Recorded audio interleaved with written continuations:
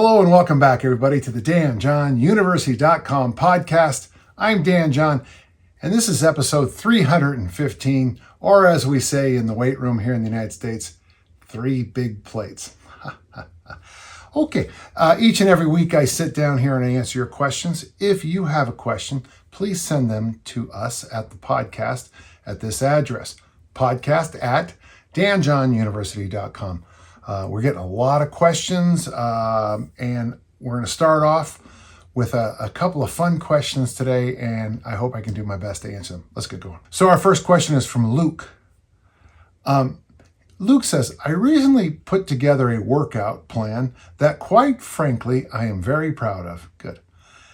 To give a short summary of it, it cycles 2-handed swings, 1-handed swings, and snatches. But we all know planning a workout and actually getting good results are 2 different things. I'm sure that I'll have to tweak it once I started doing it, especially after several cycles. I'll talk about that, and that's actually a good thing. Do you have any advice on what kind of measurements I should be taking and what kinds of notes I should be keeping? How do you measure and adjust your workouts once you start testing them in the real world? Well, okay, you didn't give us any details about your workout, but I do like this question. So the first thing, let's just throw it out there. Hey, I'm Dan John, and I have been keeping journals or training diaries. In fact, the first time I wrote it, I wrote training dairy. I think that was a mistake. Since 1971, March of 1971. I've showed it several times, my first one on the podcast. But since 1971, I think the longest maybe I've ever gone without keeping it would be at most 2 or 3 weeks, because maybe travel or something like that. But even then, I find little pieces of paper, from hotel rooms of me jotting down what I did. I've lost 1 and maybe 2 of them through the years. And considering I probably have, 40 or 50 of them or more journals, I don't think that's too bad. You lose things when you travel and you move. And I have lost on road trips 1, which is too bad. But I have the most important ones, I think, still. So first, you've got to keep a training journal. And I make it very simple. I put mine in 2 columns. I put the date on top. I weigh in every morning. And by the way, weighing in every morning is money. I used to do what Clarence Bass recommends and take my waistline measurement every morning. But now that I have a coach, I have a weekly waistline measurement that I send in. We'll get to that in a minute. So in my daily journal, I always weigh in, and then I put my bumpers in. It's funny, my bumpers for my body weight are 217 to 227, and I weigh 200 pounds. But I only lower or change my bumpers when I have established that I'm not going to miss anything. And it's getting a little ridiculous now. And then on the other side of this T column, I have my financial things. That could be financial. That could also be things like a doctor appointment or a phone call I have to make or a podcast I have to do. So on this left column, the night before I work out, I write down what I'm going to do. It's funny, just 20 minutes ago, I sat down and I did this for tomorrow. And I wrote down, I'm doing my leg workout tomorrow, and I'm trying some new original strength ideas with gait pattern between sets. Pretty excited about it. If it works, I'll brag about it here on the podcast. If it's a failure, it will never be mentioned again, okay? And when I get into the gym itself, then I might write down more specific details. I also keep in the gym some bigger pieces of paper where I can write down the load and the reps, because I've noticed, for me anyway, that my handwriting in the workout, it's bigger because, I'm tired, I'm sweating, especially lately. And then I'll write down the reps and sets. Tomorrow I'm doing deadlifts, and I'm doing leg extensions tomorrow. Looking forward to that. I'm doing shrugs tomorrow. I've noticed that I need to keep doing shrugs, and I got 1 or 2 other exercises, plus all those original strength gait patterns. So it'll be a fun workout. Once a week, I have a series of 8 questions I send off to my coach. My coach asked me, how was my calorie counts this week? It's always good. Did you work out? Of course. Did you get your 10,000 steps a day in? Yes. Any questions or comments? It might be my left elbow flared up. That's the one that I injured playing high school football. I'll make a note about that. Then I send in my measurements, neck, shoulders, chest, waistline, mid-thigh, calves, guns, and I think that's it. And then I have to take a picture every week, which I got to tell you, taking a picture of yourself every week and sending it in is one of the best things you can possibly do. So then let's look at what we've done. I've given you 2 good tools already. Tool number 1, the journal. And don't judge it, just keep it. And what you'll notice is, especially like with body weight, I've been losing about a pound a month for 4 years. When I get really close to my journal and I look at it day to day, sometimes I am not making progress, I am regressing. But when I move out to the week, it seems to have a general flow. When I lose out to the month, I start to see the nudge down. When I move out to the year, I see much more of a straight line, a straight downward trend. And of course, if you read my work, it's called rolling averages. It comes right out of basic economics. 2, I think it is a good idea, even if you just use your accountability buddy, to send somebody your measurements and maybe a picture. Obviously, you have to be careful about the relationship you share. That's why I pay somebody to look at it. But it is, it's not flattering, pictures in front of a wall at this angle are not flattering, but it really shows you your trends. So those would be daily and weekly. And then what you need to do, there's 100 ways to do this. At the Pacifica Barbell Club, we used to have an extra little chart where I would write down, let's say I was just when I learned to snatch. I think I snatched the first day with Pete Hoffman. He snatched 165, so I did. It wasn't pretty. But a couple days later, I wrote down on the piece of paper 170 on this little 175. So now I'm not recommending singles. The nice thing about the snatch and a clean and jerk, the Olympic lifts, there's only 2 lifts to keep track of. So that was pretty easy to see. Oh, and the date behind it. If you're doing, you're doing sets of 5, you're doing sets of 8, you're doing sets of 12, you're going to have a whole jumble of numbers. So at some level, you have to keep an eye on your progressions in load at some level. I don't know how you're going to pull that off. It's pretty easy for me. When I get to 8 reps, I add 5 pounds on a barbell lift. When I get 8, 10, 12 reps on a grind with kettlebells, then I go up to the next size.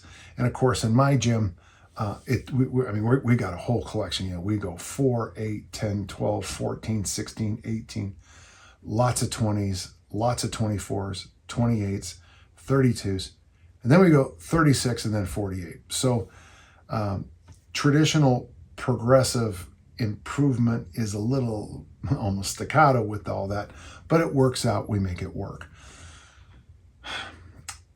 So that will be the hardest one for most of you home trainers, and I understand that, is if you decide to, like I have a lot of programs, like the one I think, my transformation program, it's 3 sets of 8 with an exact 1 minute rest between the sets. So when you put the bar down after power curls, you look at the clock, and when that 60 seconds sweeps back to where you drop it, you go. Anytime you add load to it, it's real obvious. It's 3 sets of 8 with a minute rest. Everything is exacting. The problem we have with a lot of us, and I think many of our listeners will understand this, you're doing front squats by yourself in your gym. Somebody calls you, you have to take the call. You have a 7-minute rest. You walk over, you get a set of 5, and you feel great. Next week, your dog's been sick, you got a veterinarian appointment, and you're trying to get 3 sets of 5 in the front squat, and first set to second set you rest a minute and a half. Third set you're looking at your watch and just go, and it's 22-second rest. Those workouts are harder to judge because your rest period is all over the place. My best advice for you is this: do your best. Do your best. And when we're talking about and your question was good.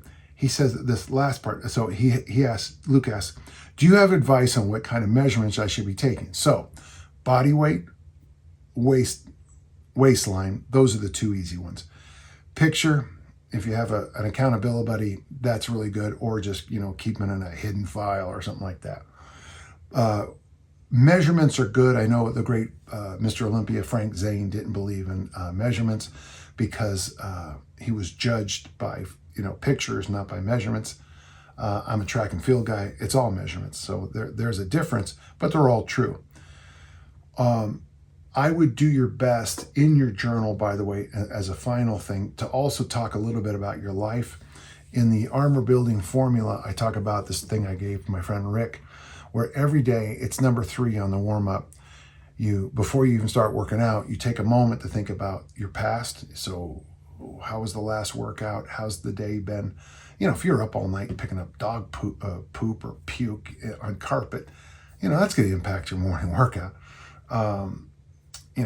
If you had a busy week in work, then look at today's workout plan and as close as you can and say, okay, this is what I'm going to do, and I'm ready for it. I'm going to do the armor building formula, 20 minutes every minute on the minute. Okay, I've got an hour to get the 20-minute workout done, so that gives me a little extra time to go do some other things. Good. And then, then you sit back, past, present, then you think about the future for a minute. Does this workout tie into my long-term goals? All kinds of goals, personal, financial, social, every goal you can think of. And generally in my case, it does, because it's such a cornerstone of my life. And then you get going. On your last question, how do you measure and adjust your workouts once you start testing them in the real world? So for me as an athlete, it's always been easy. I step up on the platform and I Olympic lift.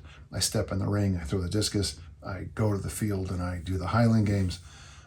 The referee starts the football game and we start, running plays or playing defense. For the rest of you, how do you measure and adjust your workouts? The biggest mistake I see, Luke, is that most of you, really, we should make a movie about this. It's, many of you are terminal program hoppers. There should be like a forum, hi, I'm Dan and I change programs every other day. I'll get questions about the armor building formula. It's like, can I add this? My first question is, did you do the 8 weeks? No, I haven't even started it. Well, do the program as written, then adapt and adjust. So for me, and by the way, I think there's value to being on a really bad program and finishing it. And that sounds almost insane. Now, if something's hurting you, stop, obviously. Don't, as I tell my athletes, try not to be stupid. But for most of you, if you'd stick to a program, then sit down with some you trust, I always say full germs, be the big kid, and then adjust and adapt. But finish, then adjust and adapt.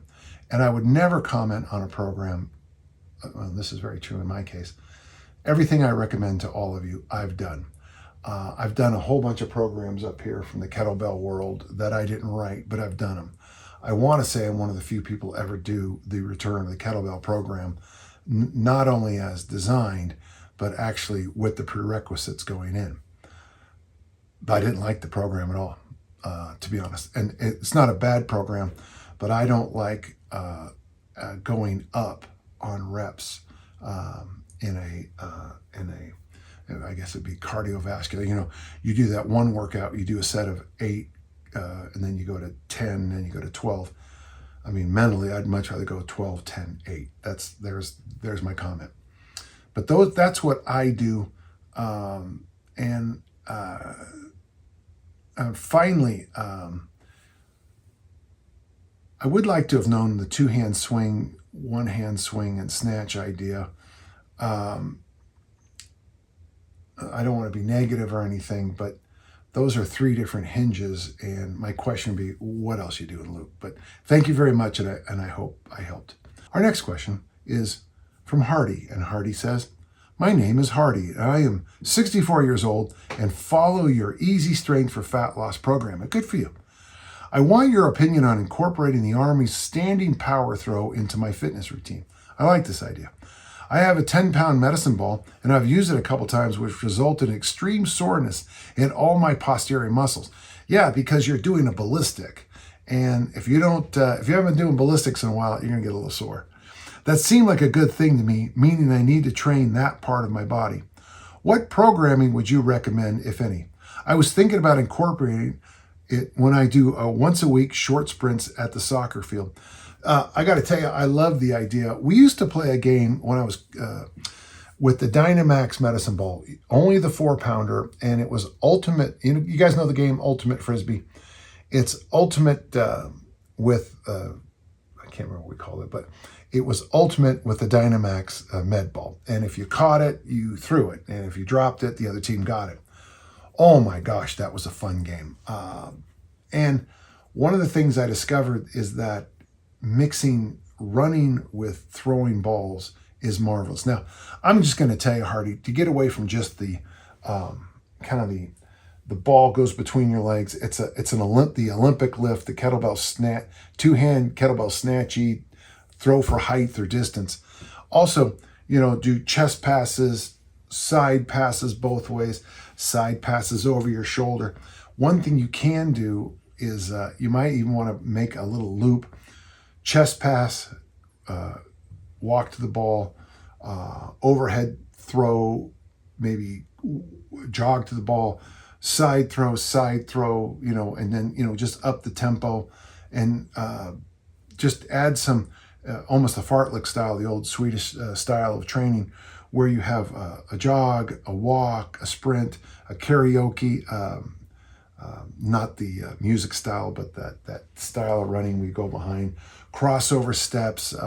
I would recommend the high knee. We call them skippity slappities. I know. Left hand hits right knee, and just incorporate that into a lot of fun. I love your idea, and I think there's one other idea. If you can find a grassy hill near your house, is throw the ball up the hill and then race it up and race to where it hit, and then then you and the ball just kind of gently roll down the hill. Throw the ball, turn and chase it. Everything rolls down the hill. Maybe you might have to Jack and Jill that. But I love the idea, and I got to tell you, anytime I see throwing and sprinting in a program, I know there's someone thinking very well. So Hardy, salute, and and I do recommend the Dynamax 4 kilo bell as the standard. That's my experience, and I hope that helped. We have a question for Eric. Now, Eric is asking somewhat a medical question, but it's okay.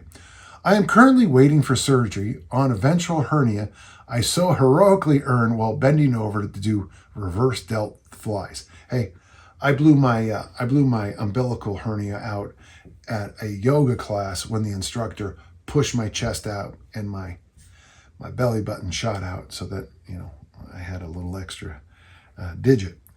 Part of me wishes it happened while I was doing a 400-pound back squat for reps the week before, but I'm stuck with the story that actually happened. Eric, hats off for truth, honesty. I appreciate that. I am feeling deflated by this setback in my training. I'm also in the Army, where being unable to perform physically hurts my pride a little. Well, sure. What makes the pill even harder to swallow is that I had several events on the horizon, powerlifting, strongman, and various unit PT events, that I will have to be put on the sideline for now. Did I mention that I was on track for some of my best numbers and placements to date? He's lean, 200 pounds, 5'11", 32. I'm just coping at this point. Any advice on recovery and bouncing back stronger than ever? I got to tell you from the heart, and I've been working with a couple people this year. When I say that, it must sound like I've been working with a few. What I mean was, people ask my advice. I walk the walk with them. I talk the talk. I try to help out. And in 2 cases, very, very simple instructions from the doctor and the PT have been ignored. And in the one case, it caused a lot of issues the first few weeks after a major surgery. And in the other case, there was a real progress remission. Because in one case, the first case, the person did not listen to the very simple instructions that were given by the doctor about how to prepare for the event, the surgery, and how to prepare after. So first and foremost, and I wish everybody's hearing this, Eric, is that do what they tell you. And then when you get into PT, if you go to a physical therapist and they tell you to do certain things, that's the competition you're going to be in. Remember, I was with my old weightlifting coach. It was kind of a fun weekend. I talked to my weightlifting coach from my youth, Dick Nottmeyer, who's 93, turned 94 real soon. We talked for over an hour. And then Dave Turner, my coach, Olympic lifting coach since 1980, we talked for a while. And we were talking about how my doctor said I'd never be able to lift again because I destroyed this wrist so badly. Well, I did what he said. I did everything the doctor said. And then when I went to PT, physical therapy, not only did I do everything they told me to do, but I did it nearly constantly, so that within, well, a couple of years, I was able to get back on the platform and Olympic lift. There's a huge benefit in this story because since I couldn't lift normally, I came up with the concept that we now call loaded carries. All those, the drags and, all the covers of my book, that's me doing loaded carries.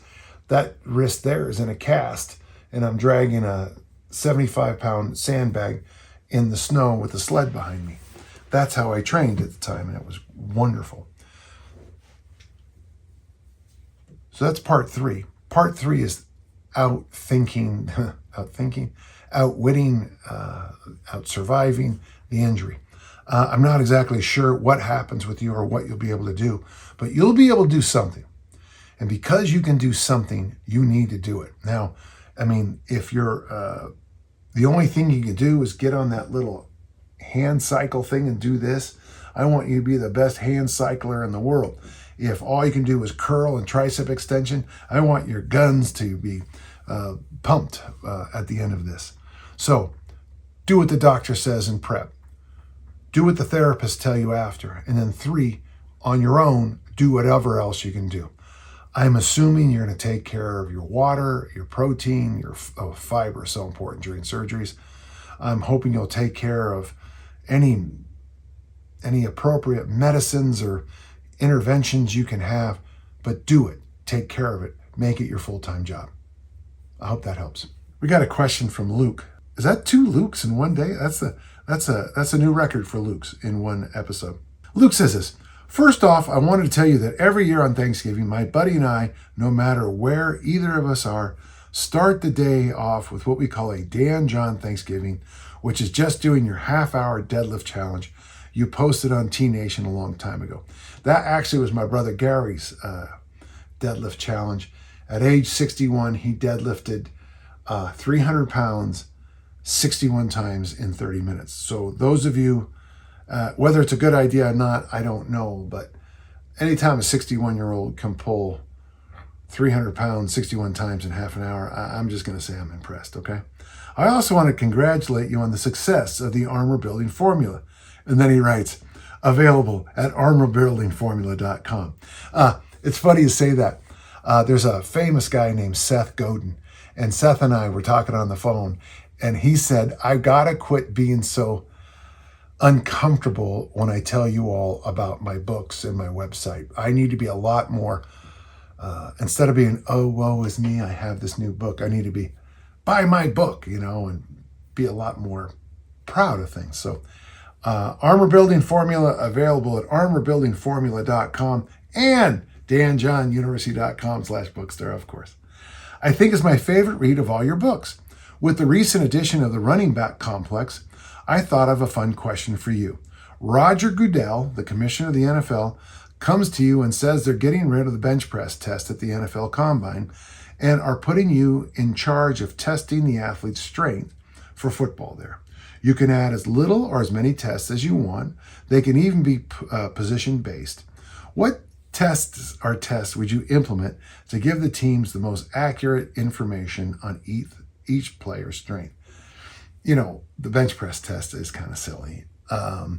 But really, honestly, any strength test has issues.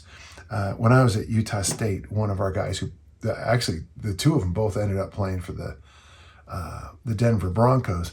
The Denver, our school at the time, these guys didn't lift weights. They did Nautilus machines, and you could, it wasn't really great.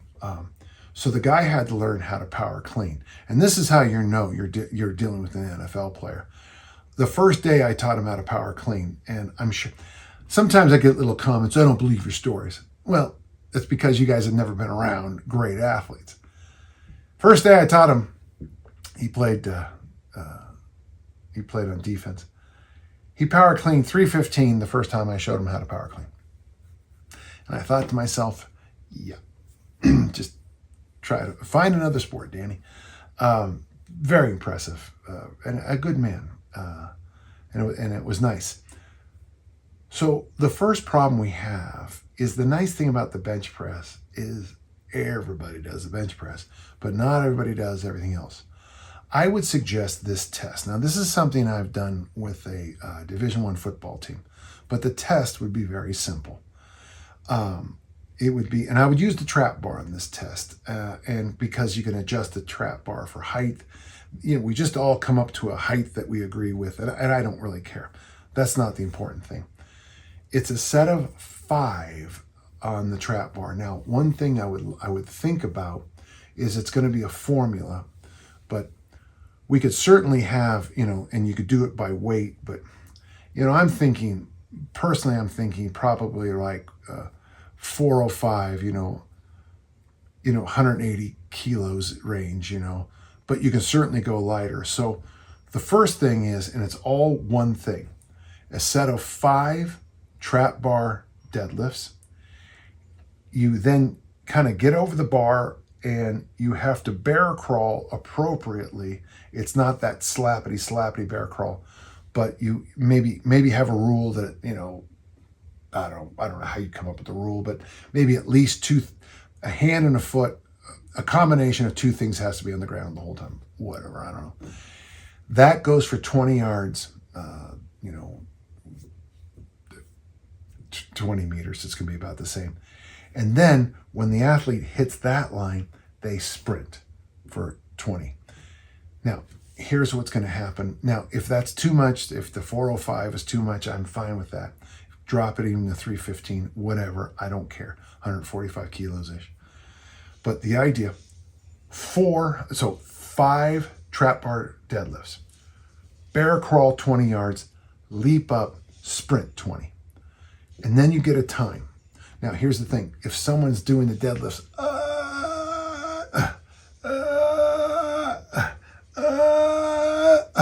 and then they flop and they bear crawl like this, and then so their accumulated time is, 48 seconds, you probably don't have an NFL player. I would be interested, by the way, it's still that 40-yard sprint that they always talk about in the NFL, but you're combining it with the elements that would make you great. So that's my test. 5 reps, trap bar deadlift, somehow keep an eye on the bear crawl for 20 yards, 20-yard sprint. You get a time, you look at it, and then you video, and when you video, you look over, you can see the athlete's issues. I love the idea, and you can adapt that up and down through every level of American football or rugby. Hope that helped. That's my idea. Bill asked a question. You have mentioned that you volunteer at your local senior center, and while I've always assumed that it was in regards to strength training, I don't recall that you have ever described your methods or approach to this group. Yeah, I haven't done that in a while because of a few things, but yeah, let's get back to it. I would like to know more. You inspired me to consider doing the same, but I'm reminded that above all else, you should do no harm. Working with potentially frail and deconditioned folks has some risks. So please, if you would, gentle podcaster, talk about your approach, generally speaking, and how do you ensure safety for all? So that's, it's so interesting because I work with these interns and they get credit from the university for doing it. And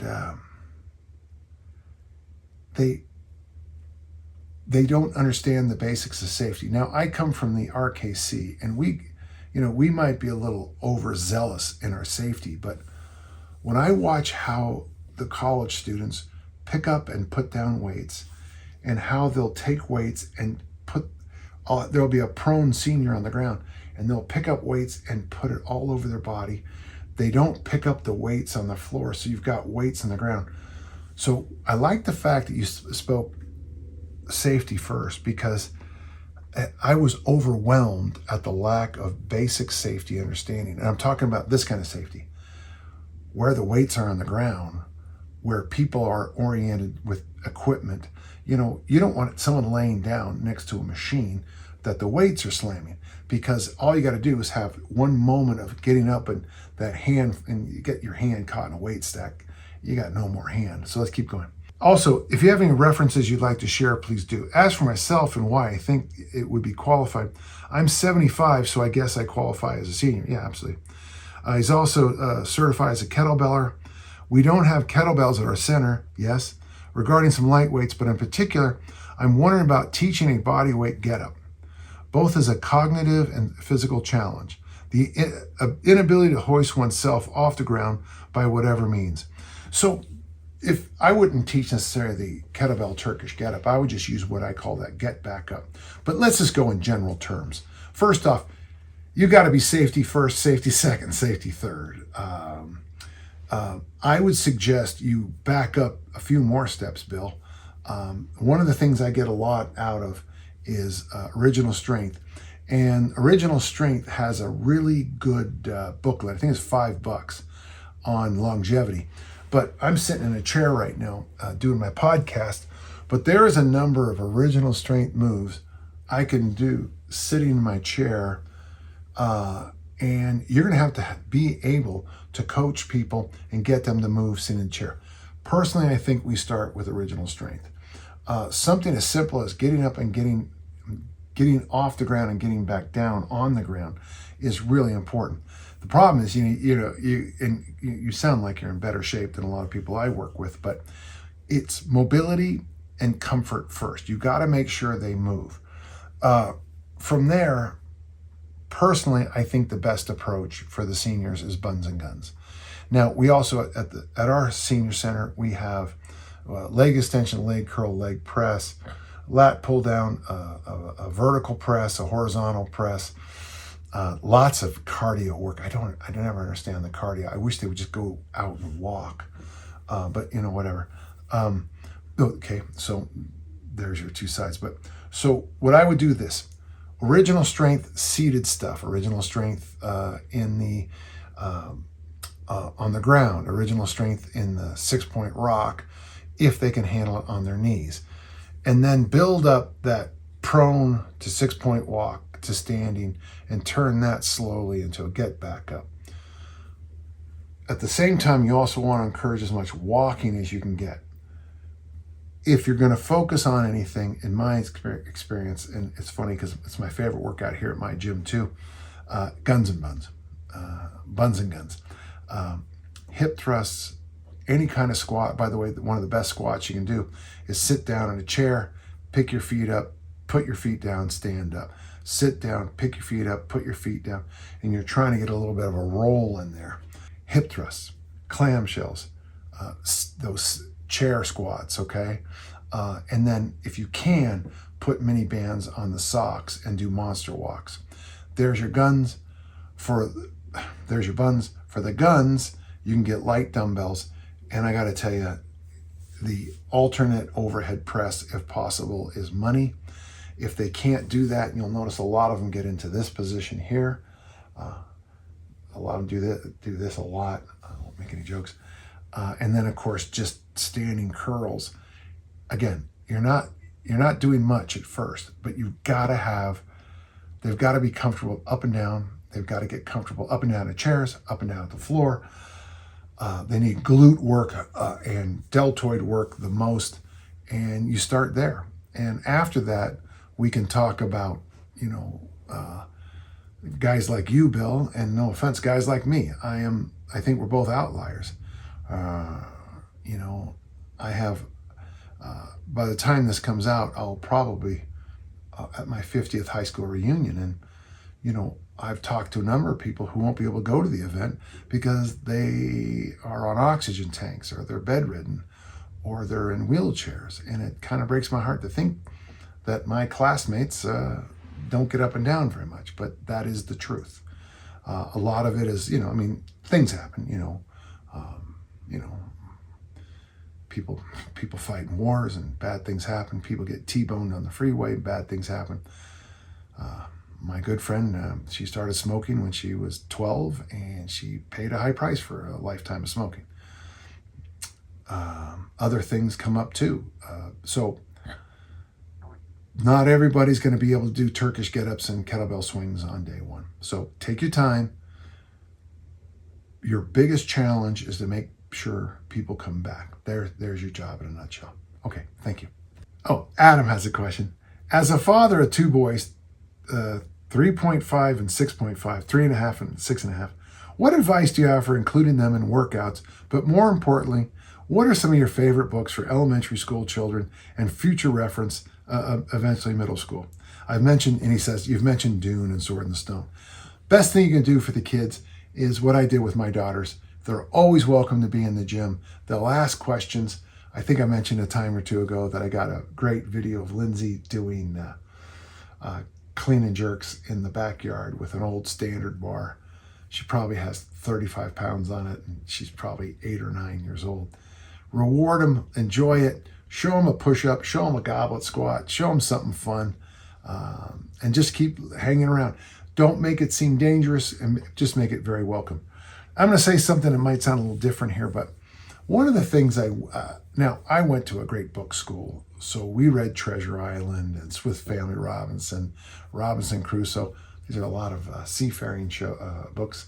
Obviously, just about everything Mark Twain ever wrote. Oh gosh, there was just so many books. A lot of Dickens.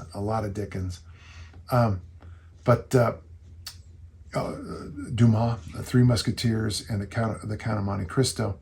But one of the things I would like you to even think about, I don't know if they're still being made, but I went to Vermont when I was young, and my cousin had this massive collection of these comics called Classics on Paper, but the Count of Monte Cristo as a comic, The Three Musketeers in comic form. And I got to tell you, I enjoyed reading those. And I know there's a movie about it. It's not Bull Durham, it's the other one. It's about the Cleveland Indians. Whatever. And everyone in the team starts reading the Classics Illustrated is what they are. If you get a chance, I read The Sword and the Stone in the 8th grade, and I didn't read Dune until later, but there's a lot of marvelous classic books. There was a writer when I was young. I had a bunch of his books. His name was Howard Pyle, P-Y-L-E. And he had the Arthur books. He had the Robin Hood and things like that. Do your best to get those books. And it's okay to find those abridged versions. Reader's Digest had an amazing collection of books. They're bright red. They had The Speckled Band by, of course, Arthur Conan Doyle, though we all know Dr. Watson really wrote them, but we'll let Doyle get his credit. These were Red Badge of Courage and things like that. Oh, Beau Geste was in that series. And I think abridged is okay at those young ages because you can get through a lot of those books and enjoy. So that's my advice to you. Classics Illustrated, the Reader's Digest library of books for kids or whatever it was. They're all read. I'm sure you can find them. And then just keep nudging them into reading. I would start with adventure books and then see where the adventure takes you. Thank you. Our next question is, Rob says, I'm in 40 Years with the Whistle, and I just finished the Peaks and Cliffs section, and it hit hard. 40 Years with the Whistle is one of my books. I peaked, if you will, right before COVID. I was stronger, vibrant, career was cooking. Then a lot of things happened at once. I woke up one day asthmatic at the age of 48. Oh, I'm sorry. I had my ankle screwed back together because of injury. Same with the shoulder, and the asthma treatment was a lot more difficult than I expected. Fast forward, I feel like myself again, but my strength is gone. Maybe I've got 50% of the capacity I had. So the question is, after the peak came the cliff. Now what? is it just start again? All right, I have good news for you. There's nothing new here. I sure hope this book, yeah. So this is the book that I read in high school, and I think I might have been the only person to ever check the book out. Theodore Heidinger's Physiology of Strength. The good news is this: if you read the research, the good research that we used to have, I got to tell you, since DeLorme and Heidegger, boy, and maybe the guy from Indiana, Councilman, and John Jerome, it's been some rough years lately. But one of the things they found out in their studies in Germany is that strength gained gets regained quickly. It doesn't go necessarily above where you were in the past, but it comes back quickly.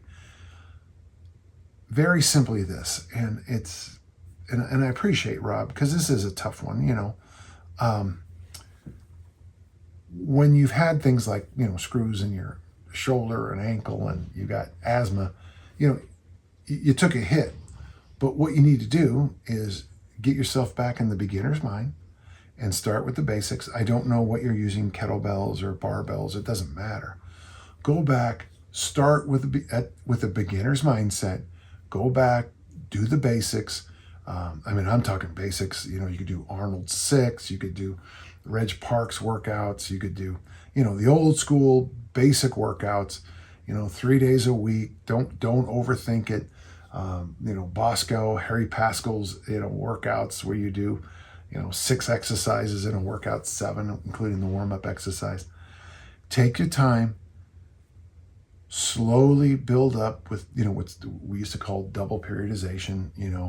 Load and reps are going up in a little bit of a staggered manner, and take your time. It will come back. A lot of it depends on, your age and a few other factors, but at age 48, or older now, I guess, probably early 50s now, right? You can regain a lot of that strength, if not all of it, and you can look better, feel better, move better. It's all there. You just need to get back and have the courage to do it. You said 50%. That's not bad. I've heard worse after serious surgeries. Take your time. Live at 40% for the first couple of workouts, live at 45 for a couple of workouts, live at 50, and then slowly nudge those numbers up. And I think in not too long, basically I'm thinking, if I remember, as short as 6 weeks, you can make incredible gains back. And that's just not a lot of time. In 6 months, you might not even know yourself. So let's get going. Thank you. Question from Jake, and this might be our last one. I have yet another armor building complex question that no doubt you've already answered 100 times. I did look, I promise. Thanks, Jake. I purchased your book and started the ABC last week using 20 kilo bells, and it both kicked my butt and woke my long dormant body up after 2 years, roughly coinciding with the birth of my second son, of zero exercise. Nothing better than go from zero to hero. So thank you for making something that even a highly time-pressured Muppet with no sleep and no energy can manage. And Jake, that's why the armor building formula is, it literally is for you. I'm very proud of the fact that 3 20 to 30 minute workouts a week, you can get it done, and that's who I wrote the book for. Yesterday, was day 1 of week 2, and I went 30 every minute on the minute rounds pretty comfortably with the 20s. Should I increase the load, the density, or just stick with the 20s for the next 8 weeks? The reason I ask this, my sports background from a long forgotten past life is in rowing. Was in rowing and track cycling. Okay, if you're a former rower or track cyclist, you understand hard work. So both lower body dominant. My deadlift, lifetime, mind you, was 270 kilograms. It's a solid lift. And my squat was 240 kilograms, those solid lifts. My bench, however, was 105. Lots of laughs. The pressing is an issue, as on the press days I can only manage 2 rounds of 235. The set of 10 is not possible with the 20s. So the question is, how would you address someone with a massive discrepancy between upper and lower body strength? If I buy some 24s or 28s, I simply won't be able to press them for the duration of the ABC. Simple answer. Stay with the 20s until you build up those 10s on the press. Just stick with the program. Obviously, you're a big engine from your past. That's a good thing. Embrace it. I mean, when I do the armor building formula on the press days, I find it really easy because I can press. On the complex days with the squats, I'm dying in there. So, okay, superstar in the press, a little bit less on the ABC. We're opposite, you and I, and that's okay. That's fine. Stick with it. Finish the 8 weeks. Take care of business. Then, like I say way too much recently, fold your arms, nod your head, and go, okay, I'm a big kid. What's the best thing for me to do now? What's now? Until those press numbers come up, I wouldn't chase heavier loads. Long term, though, I want you to look into the new workout called Running Back Complex, and maybe that will be your lower body day. It'll all be in the new book. I've already posted it all over the internet. It's over at Dan John University for sure, and I think it's over at Reddit. And it's the Running Back Complex, and I think you'll enjoy it. Okay? Wow, that was easy for me today. Thank you. Fun questions. Anytime I get to talk about the Count of Monte Cristo and the Three Musketeers and the armor building formula and surgeries, it's a good day for the podcast. Listen, if you have a question, reminder, send them please to the podcast at this address, podcast@danjohnuniversity.com. Each and every week I sit down and answer your questions. And until next time, let's all keep on lifting and learning. Thank you.